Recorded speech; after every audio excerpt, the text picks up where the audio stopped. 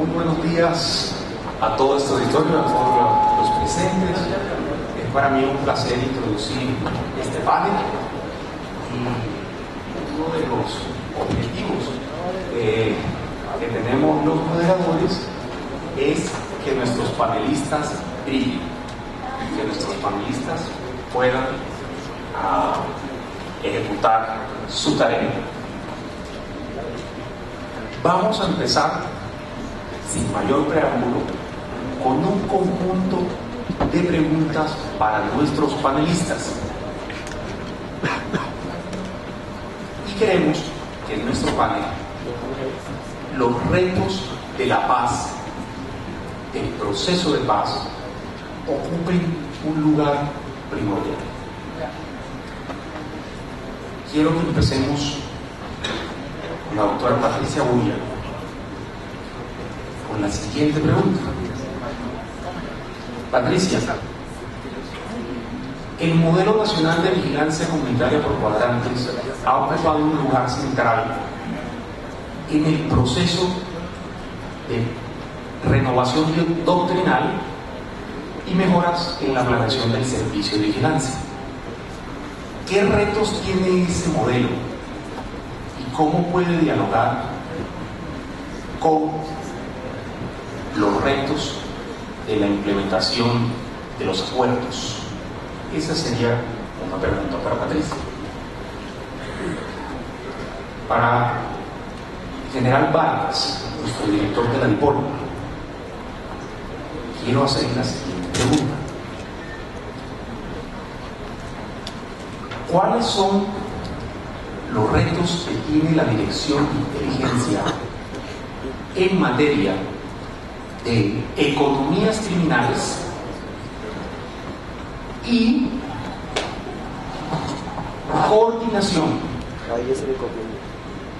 intrainstitucional, es decir, la coordinación DISEC, por ejemplo, DIJÍN, DIPOL, en el contexto de implementación de los acuerdos, sabiendo que la seguridad ciudadana va a ocupar un lugar primordial? Y un pequeño apéndice de esta pregunta para General Vargas es cómo se inserta allí el 63247. Es decir, todo este diseño de nuevos procesos para mejorar la comprensión de la seguridad ciudadana. Y una pregunta para nuestro invitado Sebastián Rochel es: ¿qué retos institucionales vamos a enfrentar en el sector seguridad y defensa con el sector justicia, sabiendo que nuestra policía se encuentra en un sector diferente?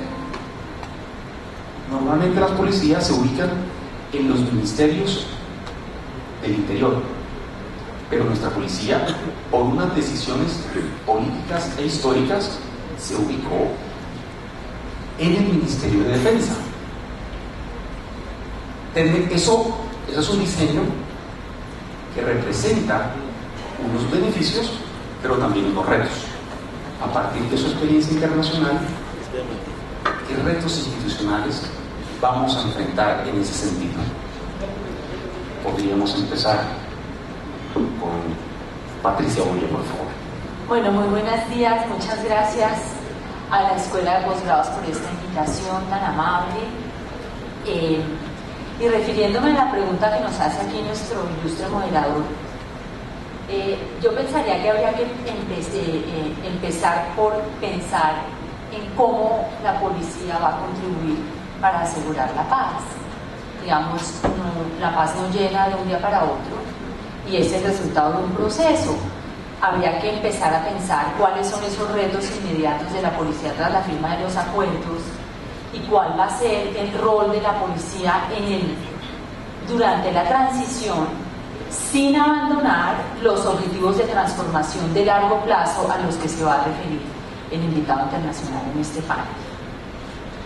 En la Fundación Ideas para la Paz pensamos que en la primera etapa de la implementación de los acuerdos, la policía y en general el Estado tiene el reto de asegurar sobre todo las condiciones y las capacidades necesarias para proveer protección y seguridad en aquellos territorios que han sido más afectados por el conflicto armado.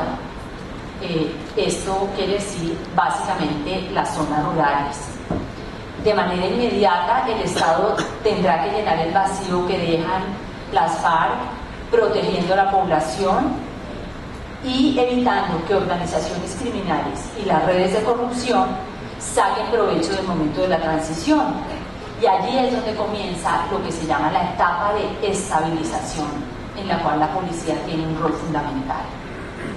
En esta etapa de estabilización, lo que ha ocurrido en otros países que han pasado por estos mismos procesos es que es necesario ser muy creativos y desarrollar medidas y aplicar medidas interinas, cuyo objeto inmediato es generar condiciones de seguridad básicas para la implementación de fases posteriores. Este no es el momento de realizar grandes cambios ni transformaciones estructurales a la policía, ni muchísimo menos en el sector seguridad. Este tipo de transformaciones requieren tiempo y esfuerzo. Lo que hay que es adoptar decisiones inmediatas que contribuyan a consolidar la presencia del Estado en estas zonas en el largo plazo y a consolidar la paz. La estabilización, sin embargo, no es un proceso lineal, ni es un proceso totalmente predecible. No es un modelo estático que uno pueda aplicar de la misma manera en todas zonas. Van a tener que ser unas medidas flexibles que se aplican en distintas velocidades y que deben responder sobre todo a las metas establecidas por el posconflicto y a las definiciones políticas. En este momento uno pensaría que ya el Estado debería estar dándole, especialmente el gobierno, instrucciones a la fuerza pública de cómo se va a organizar, de cómo se va a desplegar, de cuáles son las conductas y estrategias esperadas por la fuerza pública para el periodo de la estabilización.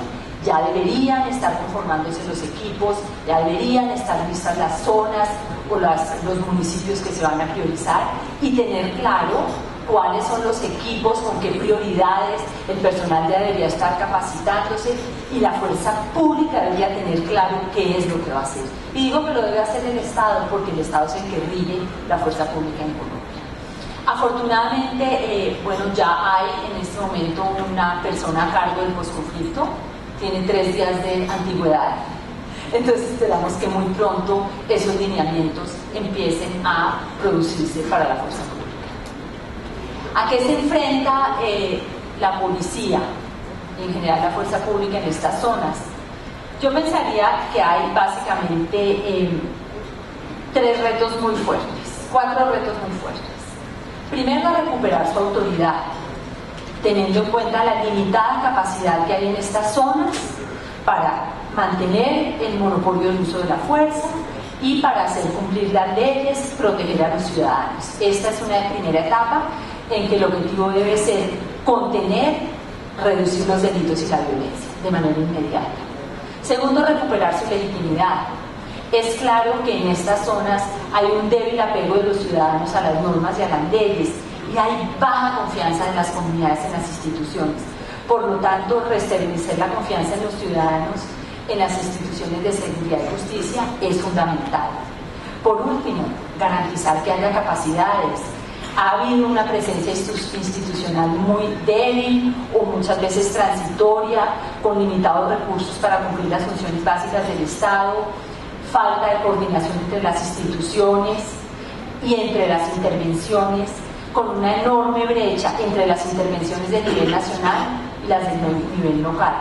Es necesario crear unas condiciones para que haya una presencia integral del Estado y en este sentido es muy interesante y es muy importante que la fuerza pública tenga claro cómo va a aprovechar sus capacidades. Patricia, en ese punto nos enfrentamos a 2 tradiciones doctrinales que han sugerido a lo largo de los años que el ejército cumple unas funciones muy específicas relacionadas con la soberanía, la integración del territorio, y policía se concentra más en el cuidado de la ciudadanía. Entonces, hay algunas posiciones puristas que dicen, miren, necesitamos que nuestro ejército haga esto, se especialice, que cumpla ese mandato constitucional, y que nuestra policía, desarrollando el artículo 218, se dedique a garantizar pues, el goce efectivo de las libertades en el territorio. ¿Cómo verías tú estas dos tradiciones al momento de ser creativo y poder proveer ese bien tan preciado que es la seguridad ciudadana? Esa es una pregunta complicada, ¿no? Porque en realidad yo creo que en el momento de la transición y para generar estabilización hay que ser muy prácticos.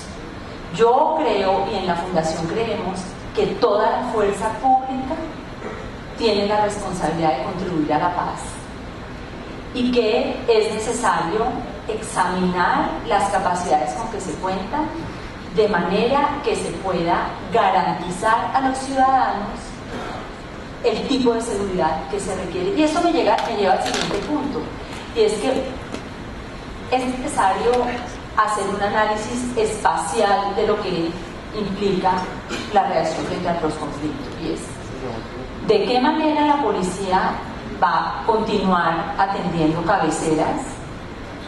Yo creo que la respuesta es obvia, está el plan Cuadrantes.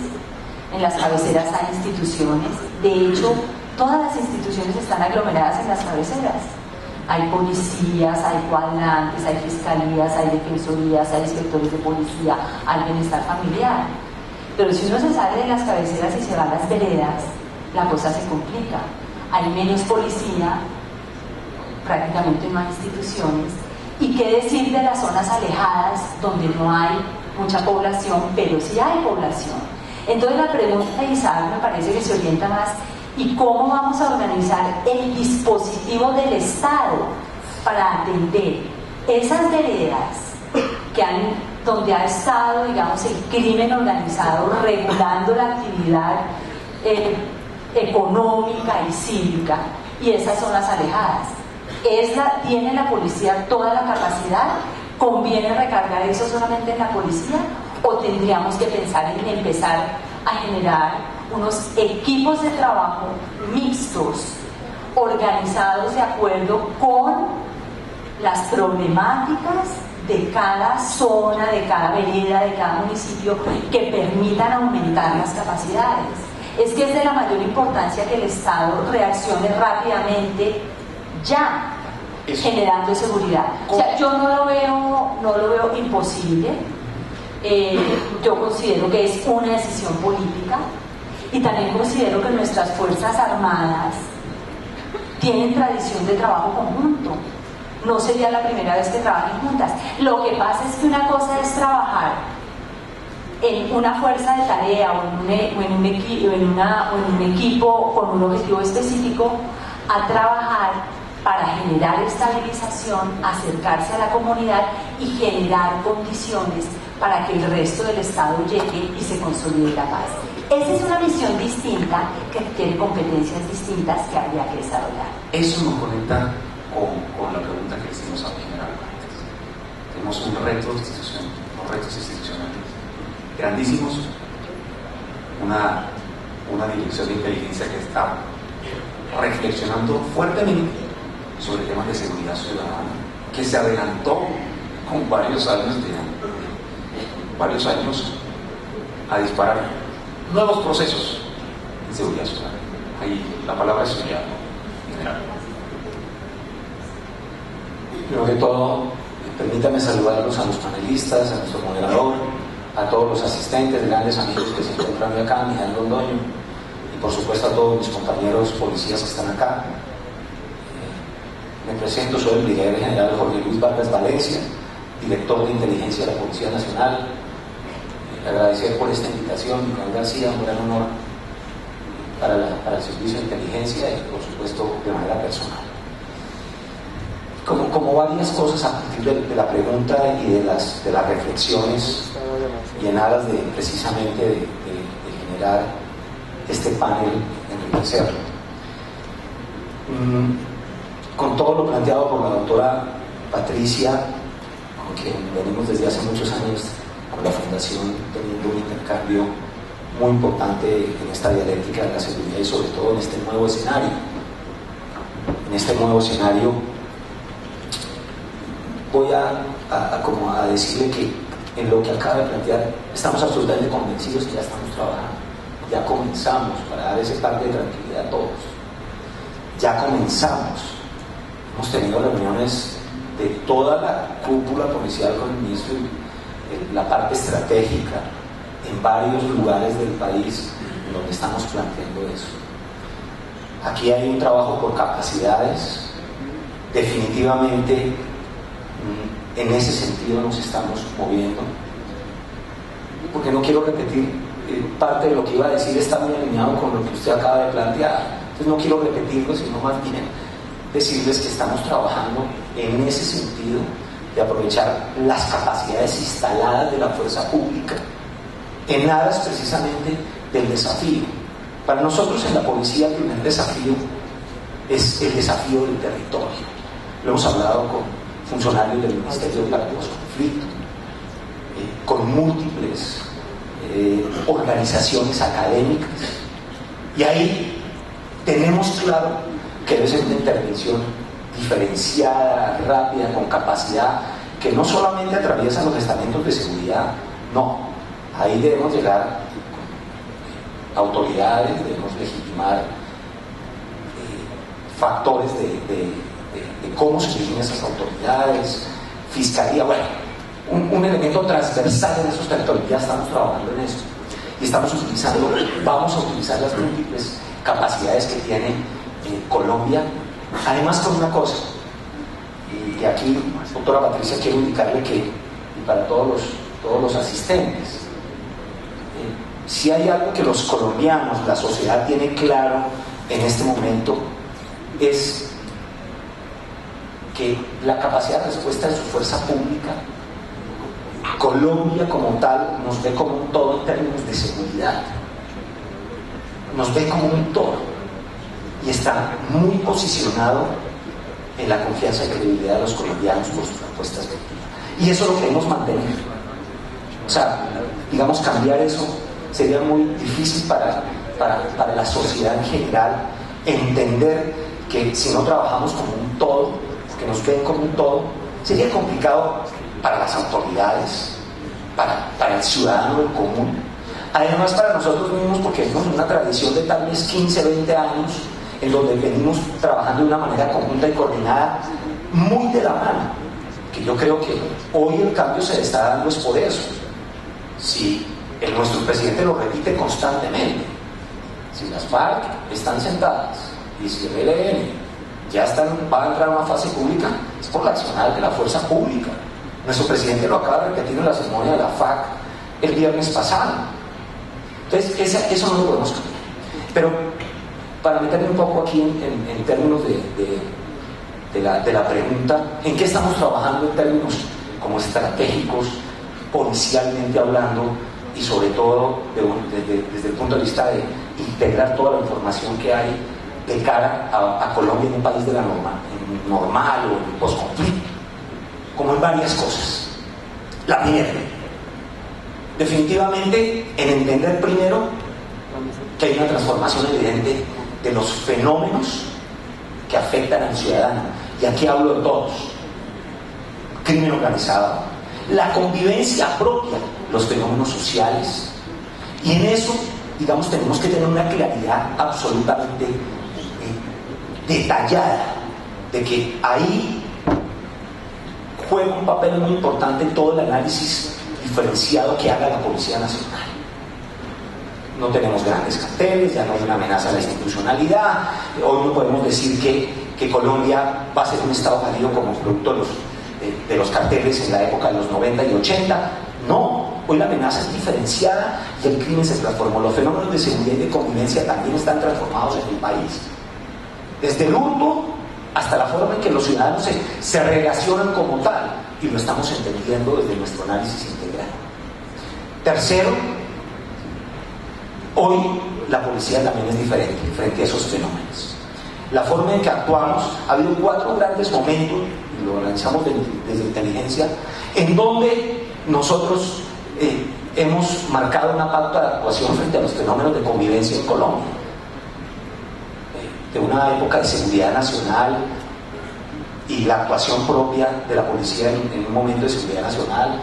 2, a un modelo de vigilancia doctrinal de salud en turnos, en donde nos relacionábamos con el ciudadano de esa manera, de manera preventiva, nos veían en la calle. 3, la policía de proximidad y los comandos de atención inmediata. Y entramos al 4º grande momento que se presenta hoy en una relación directa del ciudadano para atender esos fenómenos de convivencia que entendimos a partir de los cuadrantes.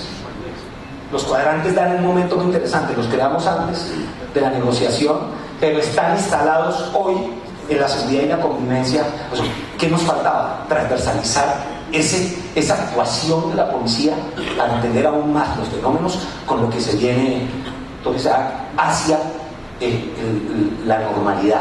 Y ahí tenemos que entender qué otros fenómenos están sucediendo para agregar nuevos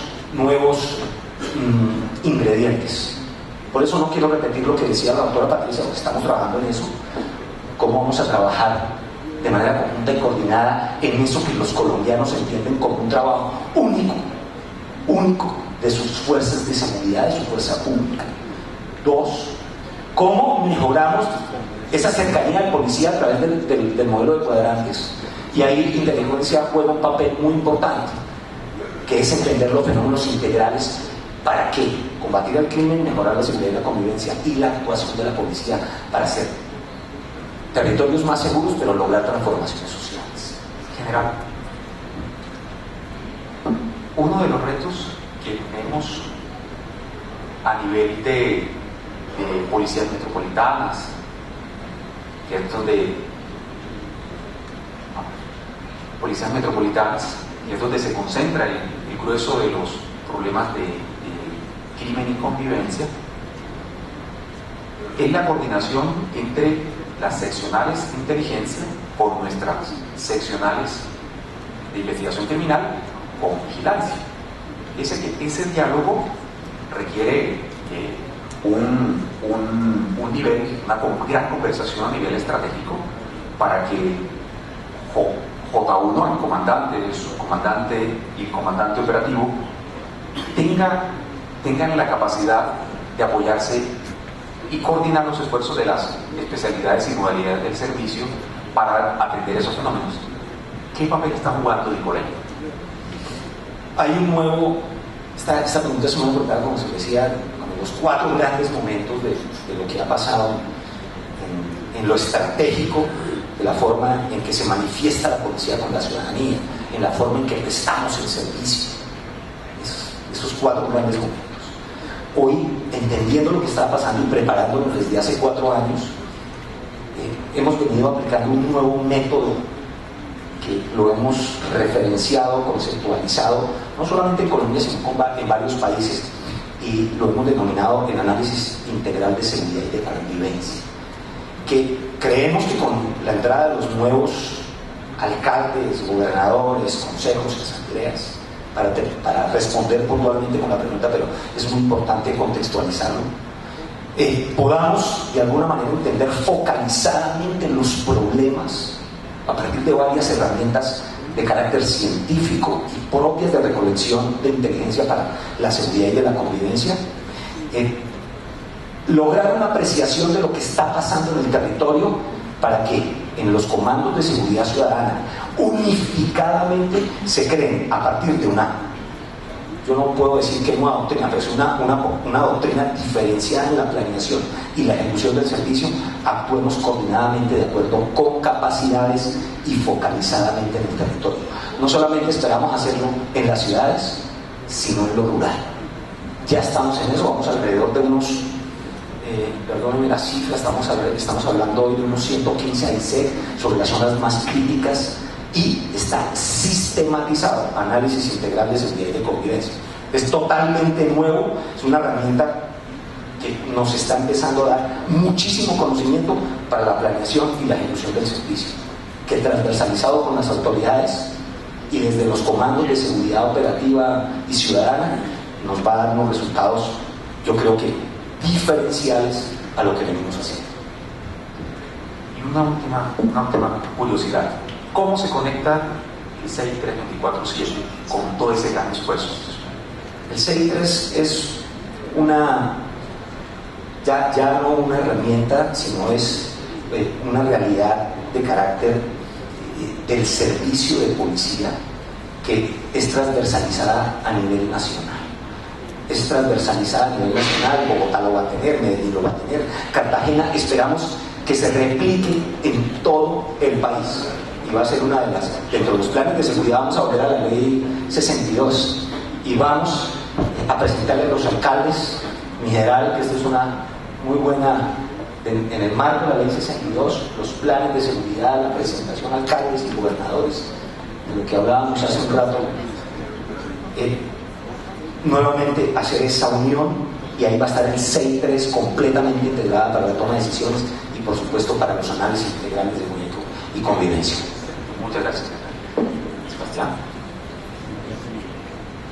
First of all, buenos días. You have heard all my Spanish.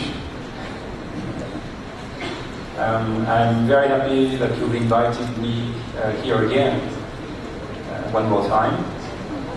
And I would like to try to answer very simply the question that was posed to me. And if you perhaps you don't remember the question, it's about the challenges for your organization in the coming years, assuming that you're going in the right direction in terms of peace. What are the challenges? Usually we talk about challenges when there is a crisis, but here that's very interesting. We are talking about the challenges because of the peace process. That's very stimulating. So I would say, I would give you my impression.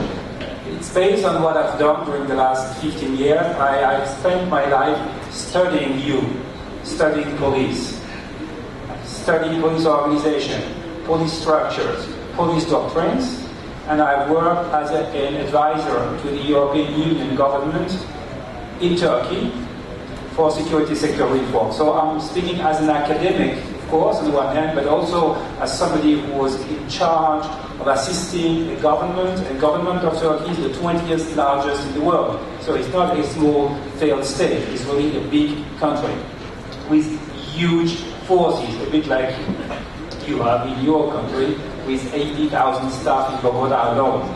So we are talking like elephant organization. So I would say there are 4 challenges. They are very easy to understand. The first one will be, I guess, your institutional affiliation. Who should you belong to? Should you belong to the Ministry of Defense, or should you belong to the Ministry of Interior? I don't know what's going to happen, but the trend is clearly to move the security forces which are dealing with internal security to the Ministry of Interior. It's a very simple distinction. External threat is the job of the army, internal security is the job of the police. If you look at Spain, for example, what Spain has done in its constitution in 1978, it has established a very clear distinction. And it's also in the international norms, and I guess you're bound by a number of treaties to these international norms. So I would say this will be a challenge, and the trend is clearly to move step by step an organization like yours to the Ministry of Interior. In France, it took 15 years to do it. So we're not talking like tomorrow you change it. This implies gigantic changes in the ministries, because you deal with pensions, you deal with a line of command, you deal with engagement rules for use of weapons, you deal with everything. So it's something that goes on and on for 10, 15 years. So that would be the first challenge. The second challenge is accountability. As a military organization, the members they're accountable to their immediate superior authority, which is accountable to the next superior authority, etc., etc. If we're talking of a stable Colombia, and I wish it would be this way, I guess these accountability lines might change. There might appear a need for more horizontal accountability, not only vertical, but horizontal accountability. And this means accountability to local authorities and accountability to citizens. And for that purpose, you need instruments. You need to design these accountability mechanisms, design these new institutions. They are usually called partnership, community for partnership. They are usually something which links the police with its institutional environment. So many countries have done that, from South Africa to, Italy to a number of countries. So I guess this is also something which is in front of you. The third point, it's something which is very new in all countries, I would say. It's the quality of police, the concept of quality of police. Here, we are not talking crime numbers. Okay? We are not talking number of homicide, number of theft. We are not talking clear-up rates. We are talking quality. That is a new look at police. If you buy a car, you want quality in the car you bought. If you manufacture a car, if you're a car manufacturer director, imagine you're the head of a large corporation like Ford Corporation here. It's not important how many cars you produce if they don't have the required quality, because nobody wants them. So what's critical is the quality of police. How do you know what the quality of police? You need to do police science. That's what the Congress is all about. You need to study the interactions between the police and the citizen. You need to study these interactions in a scientific way. I have prepared a presentation, and I'll be happy to share some slides with you of what we're trying to do in France and in Germany. We are trying to look at this. What is quality? How do we assess quality? And we get some numbers. So I'll be happy to show them to you. So the quality for me is key, and quality brings trust. So that will be my third challenge, trust. And to measure it, not to state that we are trusted, but to ensure that it's true, that people want to put their trust in you through various, again, scientific devices, like opinion polls. So that's the third challenge, the quality of police. And the last challenge is to overcome the social, economic, or religious cleavages. If police is to contribute to social cohesion, the first thing police should not do is to increase division in society. And as you've heard on the news in France, various countries, including mine, they are faced with a division in society. Like we have homegrown terrorism in France. French citizens, born in France, educated in France, want to kill their fellow citizens. I mean, that's serious. So the thing here is, police should, of course, not increase the will of citizens to kill their fellow citizens.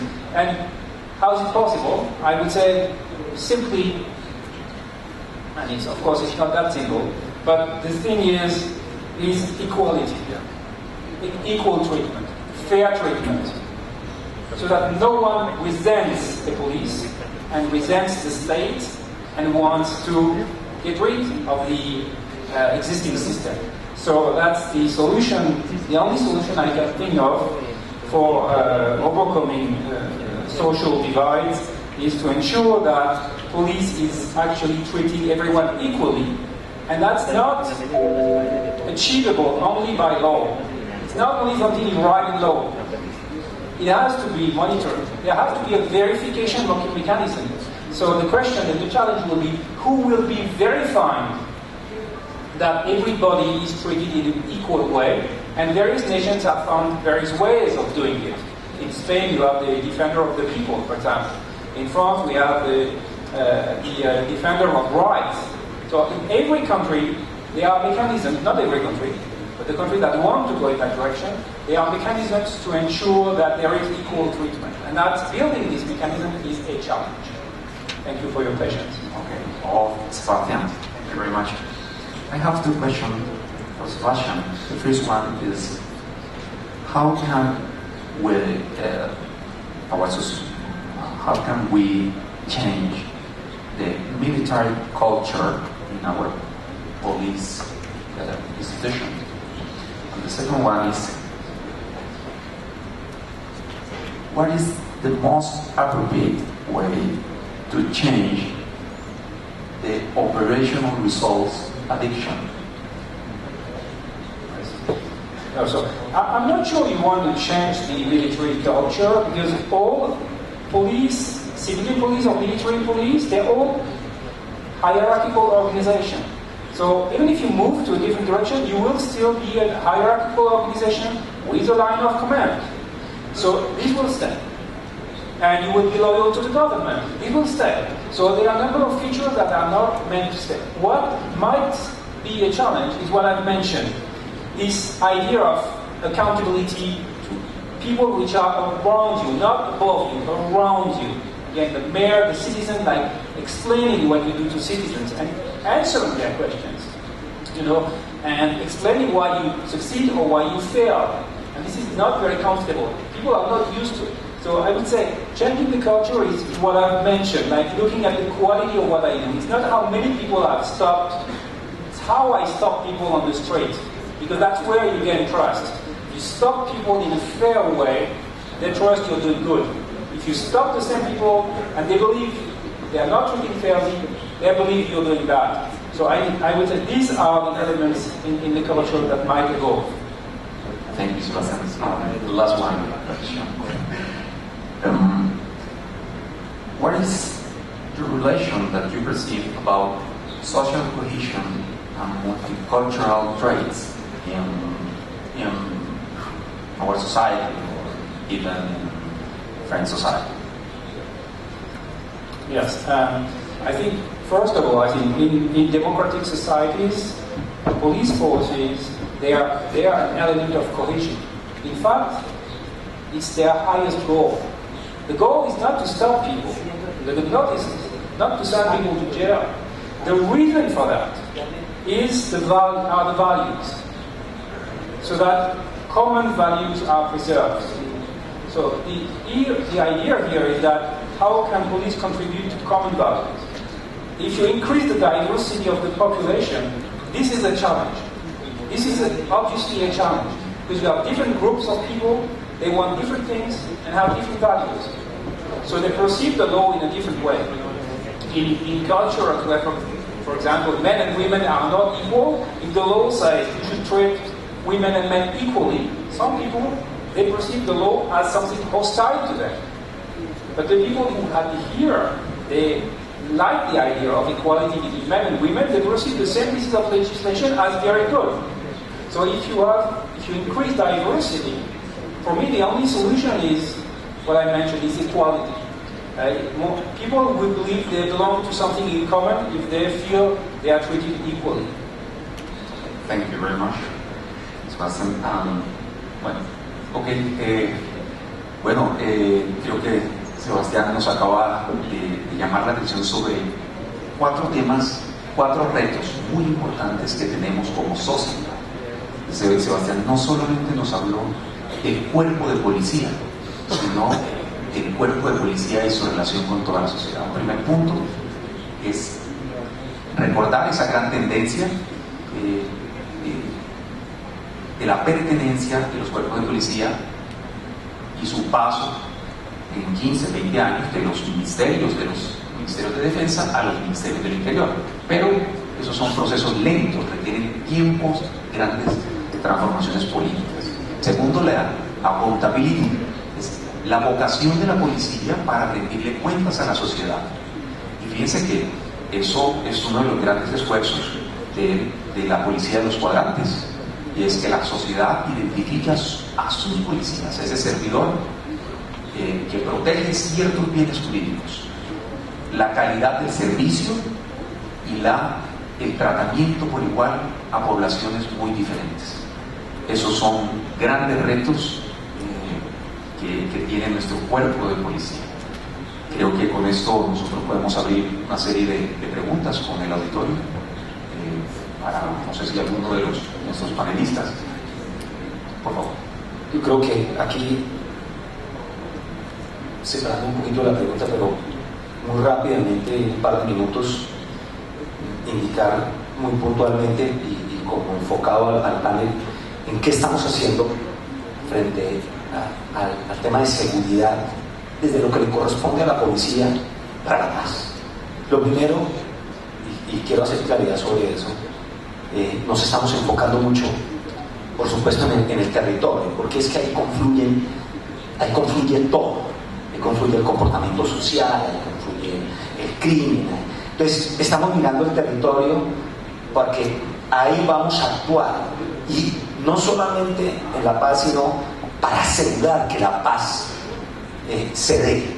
Es que hay dos diferencias. Una cosa es firmar la paz y otra cosa es garantizar que los acuerdos sean estables y duraderos. Y en eso es que estamos pensando.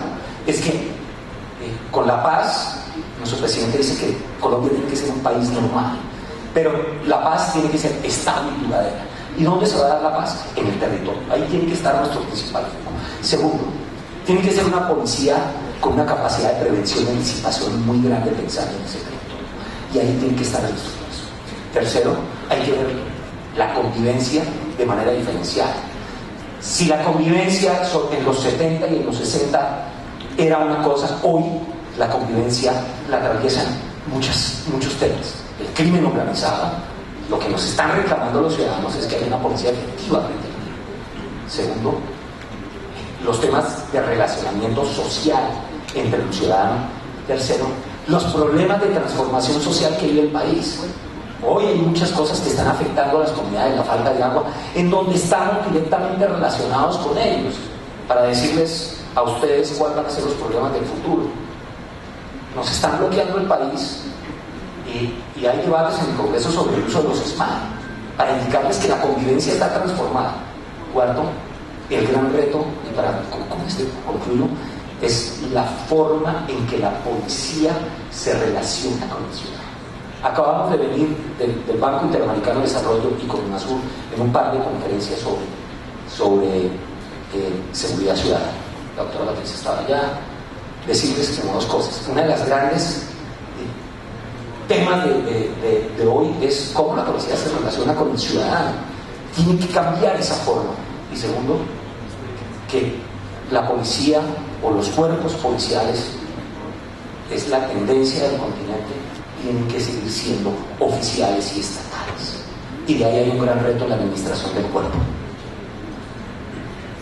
Patricia Bulla quiere replicar, complementar, pero antes yo como panelista me adelanto y le pregunto a General Vargas.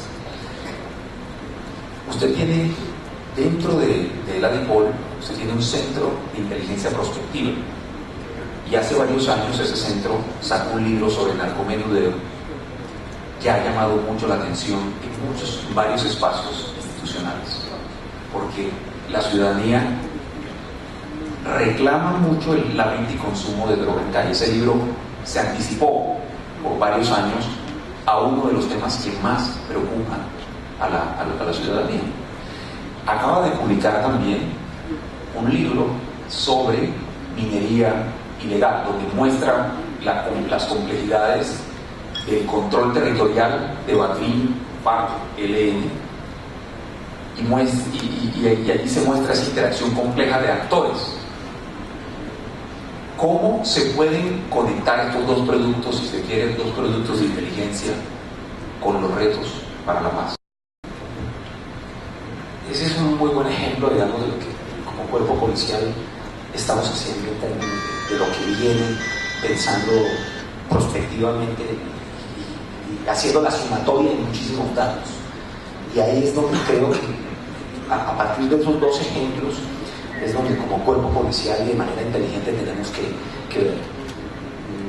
que hacer mucha investigación sobre temas sociales, a temas sociales ligados a temas de seguridad y de convivencia en lo urbano y lo rural, para entender qué es lo que el país necesita. Y lo estamos haciendo. El CI3 es un esfuerzo. El CI 324 en su conjunto, digamos, como plataforma análisis, es el primer esfuerzo diferenciado en Colombia en precisamente unir muchísimos datos de manera doctrinal, científica y con protocolos de análisis para producir conocimiento en términos de prepararnos para el futuro. Eso es lo que estamos haciendo. Digamos, inteligencia, cuando yo hablo de seguridad ciudadana no estoy hablando de las ciudades, no, estoy hablando de espacio urbano y espacio rural, que es entendida como un tema de seguridad ciudadana. Y hablando un poquito de lo público, cómo esa seguridad ciudadana vamos a actuar en las políticas públicas de gobernadores y alcaldes para lo que viene en el territorio. Muchas gracias. Paul está colocando la seguridad ciudadana en el centro de las preocupaciones y para eso está desarrollando nuevos procesos y haciendo un esfuerzo de innovación. Un esfuerzo grandioso. Patricia, por favor. Yo tengo una inquietud, una pregunta para el general, o sea, es claro y pues ustedes ya lo han considerado que va a haber diferentes actores interesados en sabotear el proceso de paz en los territorios, digamos actores relacionados con el crimen organizado que se van a sentir incómodos con la nueva presencia del Estado o con redes de corrupción que van a ver afectada su capacidad de influencia y de cooptación de autoridades locales. Pero de la misma manera, bueno, y eso probablemente se vaya a manifestar en amenazas contra los desmovilizados, amenazas contra funcionarios públicos, sobre los cuales hay que estar sumamente atento de manera que el Estado lance un mensaje claro que el uso de la violencia que intente desestabilizar el proceso de paz va a ser duramente sancionado, sobre todo ese uso intencional de la violencia para sabotear el proceso de paz. Digamos que ahí debería estar también el foco de las actividades de inteligencia, ¿no? Porque en esta primera etapa de 1 o 2 años no necesariamente vamos a solucionar los problemas de convivencia, minería ilegal y narcotráfico, pero la estabilidad del proceso sí va a depender mucho de la actuación policial. Me preocupa no tanto la actuación policial, sino la del resto del Estado. Porque de todas maneras, pues en la policía se dan las órdenes, se estructuran las estrategias. Hay procesos. Y de alguna manera hay procesos y con más y menos. Pero ¿cómo se va a hacer para que digamos, lo que se llama el combate a ciertas economías ilegales, que a veces cuyo éxito no depende de la policía? O sea, es claro que hay golpes contra la minería ilegal, pero si no se protege el trabajo infantil, si se siguen dando las licencias de manera indiscriminada, si no hay protección al medio ambiente de parte de las instituciones que lo tienen que hacer, que lejos está la policía. Si en materia de narcotráfico no hay medidas que prevengan el consumo, el tratamiento, la venta cerca de espacios escolares, o sea, más me preocupa el resto de la respuesta institucional del Estado que la misma preparación de la policía, que como el general ya lo está haciendo. Y lo otro que me preocupa es hasta qué punto estrategias, digamos, cambio la pregunta, hasta qué punto están estandarizadas estrategias como la lucha contra la minería y de qué manera podrían poner en riesgo la estabilidad del mismo proceso. Porque hemos notado que hay como mucha diferencia entre lo que el Estado está pensando frente a la lucha contra ciertos fenómenos de lo que la academia está diciendo y la gradualidad con la que el combate a ciertos fenómenos debería manejar en la etapa de post-conflicto. Si se va uno con una lucha muy feroz, digamos, contra un determinado delito, ¿hasta dónde eso desestabiliza aún más la situación en el territorio? ¿O debería gradualizarse o focalizarse solamente hacia aquellas expresiones que le dan una proceso? Son como muchas cosas, hay que penalizar. pero son las inquietudes del momento, doctora Patricia, son las inquietudes del momento. Y usted tiene, digamos, el contexto académico y de la lectura de la realidad a partir de los fenómenos como lo hace de manera muy preciosa. Y son de los retos que tenemos importantes. Ahí tenemos una capacidad de comprensión del fenómeno. Yo creo que el reto institucional en este momento es la integración del esfuerzo como Estado, precisamente, para todo lo que usted acaba de mencionar. Si hay algo que caracteriza a la fuerza pública en Colombia, las fuerzas militares y la policía, es la organización metódica para enfrentar los fenómenos. Si algo tiene que cambiar en un país normal, en un país en post-conflicto, es que los fenómenos no pueden ser solamente de actuación de la fuerza pública. Vamos a ver un reto institucional y transversal, porque de manera juiciosa lo hemos venido logrando. Sí, si hiciéramos hoy un tema de lecciones aprendidas, hoy podríamos decir que hubo vacíos en ciertas cosas. De manera estratégica le ganamos yo no voy a hablar de la guerra, sino a ese fenómeno de desestabilización que fue los carteles de la droga. La institucionalidad se lo ganó y ahí, digamos, la fuerza pública fue importante. Colombia no sucumbió en su momento decisivo.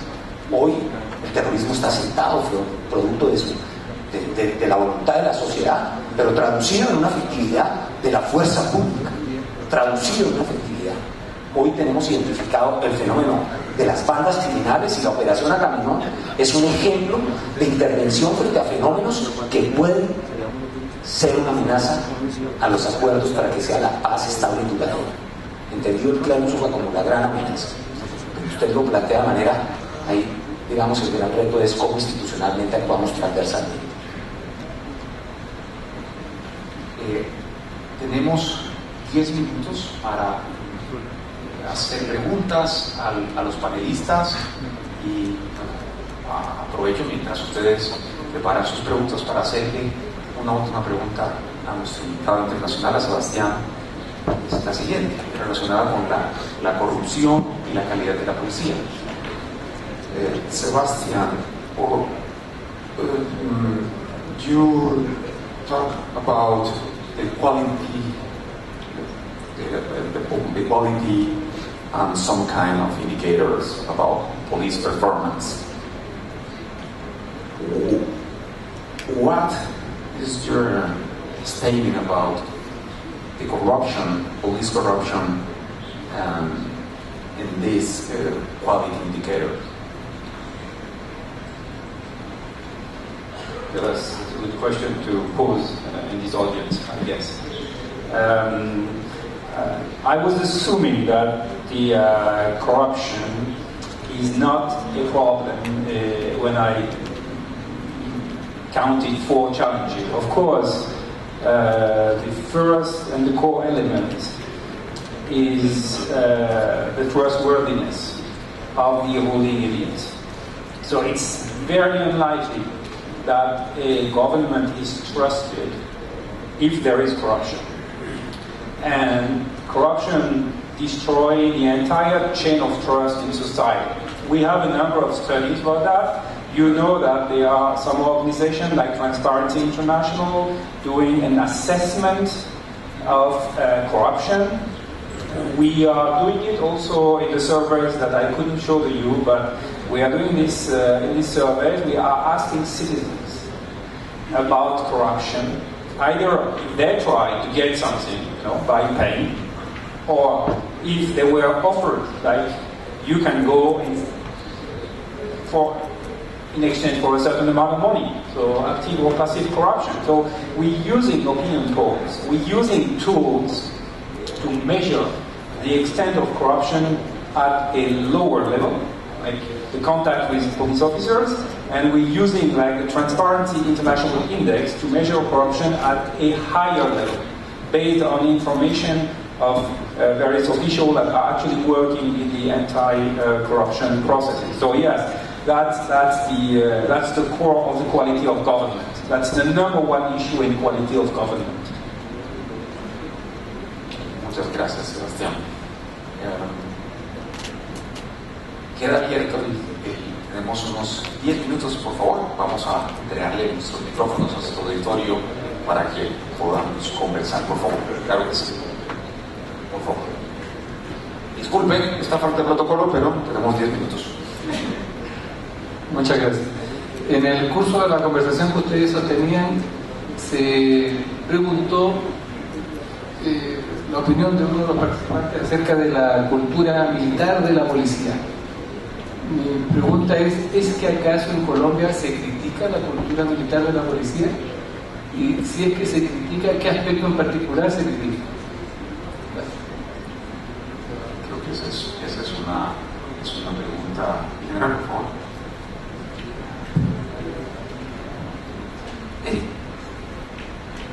Decir que no hay sectores de opinión que de alguna manera opinan sobre formas en que se administra la policía, no sería, lo hay sectores de opinión que pero producto de todo esto, los colombianos en su contexto de seguridad para dar respuesta y lo hablo como policía, aquí yo que también quisiera ver la opinión de la doctora Patricia, me parece, lo hablo como policía.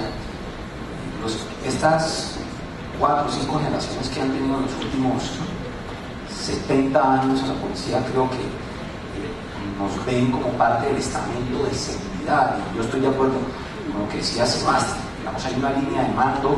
Decir que nosotros somos militares y yo como policía no me siento militar, hay un respeto profundo por lo que ellos hacen, pero no cumplimos papeles de soberanía, de obligancia de vida, nos apartan muchas cosas de lo militar en términos conceptuales, filosóficos y doctrinarios, la forma de actividad del servicio.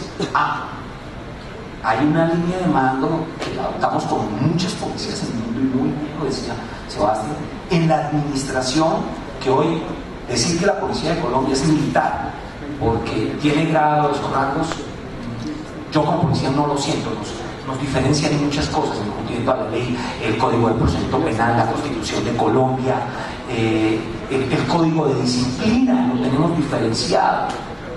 No creo que sea así. Se confunde también los grados, lo veo más ahí, con que piensen que somos militares. Es más eso, y que hemos estado en el Ministerio de Defensa, producto de nuestro contexto interno. Quiero, por favor. I would like to add something, if you don't mind. I think it's not, I wouldn't say that military culture is good or bad. I don't think that's the question. You need military culture in an army, obviously. But the question is, you need military culture for policing, for doing police work. And there are 2 issues here, I mean, very briefly. If you're an army, you want to destroy targets, and you will control by force. And force is the key. You don't prevail without force. And that's entirely different with police. Police will be citizen-oriented, service-oriented, and police will be accepted by consent. Citizens will give their consent because they think what police does is good. Therefore, they will obey. They will not obey because of fear. They will obey because they consent to obey. And that's a big difference, of course, between the 2 cultures.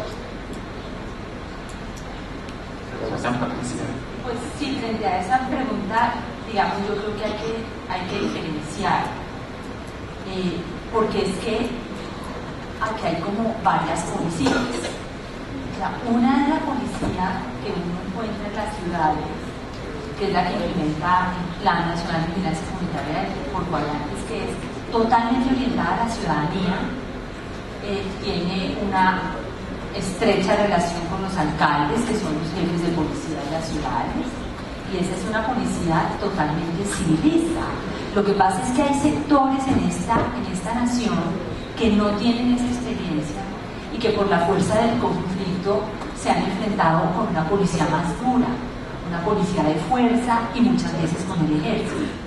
Entonces, digamos que esa es la diferencia. No comparto con el general, no hay una cultura militarista, y con el experto en el sentido de imponer la fuerza, digamos la autoridad por la fuerza, pero sí hay sectores en esta nación que no han podido gozar de esa otra policía de la que gozamos los que vivimos en las ciudades, y han tenido, y la policía se asimila a control militar por la fuerza del conflicto, pero eso no hace a la Policía Nacional militarista. Que hay una línea de mando, claro, no podría haber una fuerza policial sin la disciplina que se parece a la de los militares, pero todo es distinto. Lo que pasa es que estar dentro del Ministerio de Defensa sí permea muchas prácticas administrativas, de liderazgo, de discusión, y en ese sentido, pues, como decía el profesor, probablemente si seguimos las tendencias mundiales, pues la policía en un futuro tendría que salir de ahí, y no tendría ninguna justificación que sin conflicto la policía siga en el Ministerio de Defensa. Tampoco estoy muy convencida de que sea el Ministerio del Interior en el contexto nuestro, pero seguramente pues nuestros legisladores, que serán quienes finalmente toman la decisión, tendrán que imaginarse una arquitectura institucional apropiada para el potencial de esta policía. No sabemos cuál será. No sé si hay alguna otra pregunta. Aquí ya hay un... General, claro que sí. General Antonio.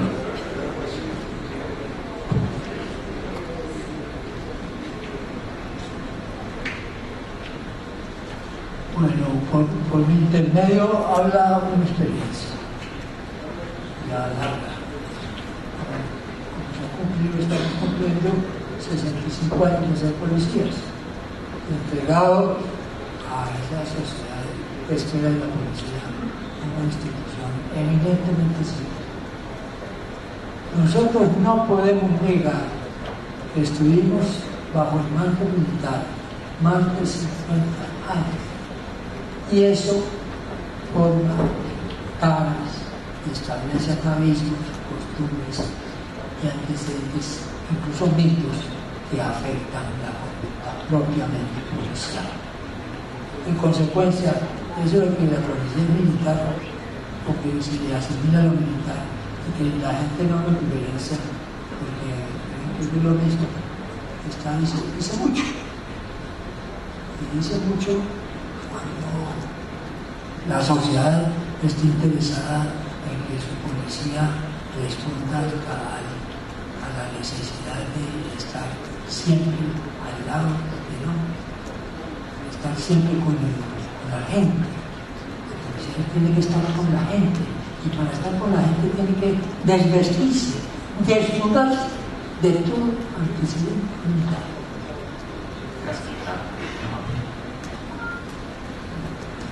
Aquí va a ser la pregunta. Muchas gracias.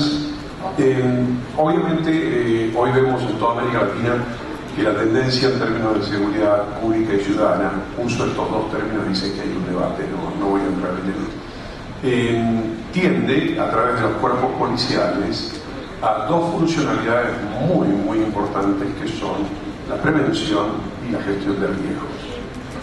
Si asumimos que eso no ha sido, salvo en algunos aspectos, Colombia va bastante a la cabeza en prevención en su desarrollo, pero que no se han logrado los niveles definitivos que uno espera. Esto implica cambios culturales, esto implica cambios jurídicos, cambios normativos, cambio de operación de Estado y cambio de interacción interinstitucional en el Estado.